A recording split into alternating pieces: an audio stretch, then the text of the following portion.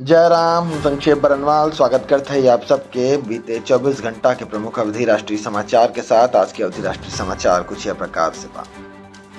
PTI के एक अधिकारी के हवाले से पता चलल बा कि मणिपुर में पिछले 24 घंटा में हिंसा के कोनो खबर रिपोर्ट ना भबा। अधिकारी के अनुसार मणिपुर के स्थिति में सुधार बा और राज्य के इम्फाल सहित 11 जिलन में मंगलवार सुबह कर्फ्यू ढील गई बा। मणिपुर में अब तक 60 जने की मौत हो चुकी बा। सरकार मोबाइल फोन के निर्मातन से सब मोबाइल में इनबिल्ट रेडियो रिसीवर सुनिश्चित करे कहे बा।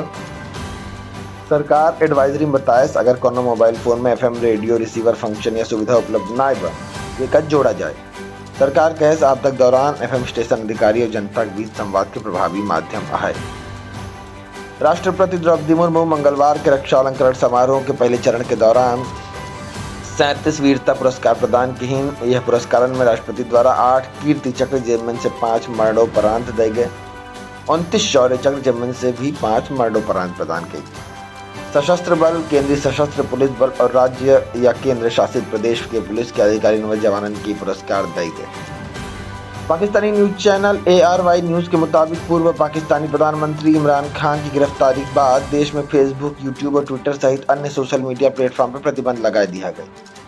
बकौल ARY कुछ पाकिस्तानी शहरों में इंटरनेट सेवा भी बंद कर दी गई। रिपोर्ट्स के अनुसार सरकारी कदम प्रोपेगेंडा रोके बिना उठाएगा।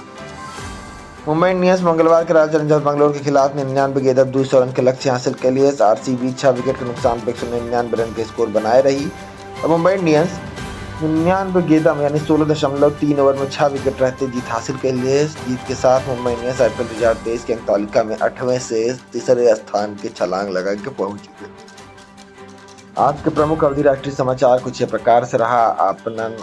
अपनन के विशेष ख्याल रखें। अगर हमारी पढ़ी न्यूज़ आपकी अच्छी लाग हुई एक अपने मित्रन से जरूर शेयर करें। बहुत बहुत धन्यवाद। जय राम।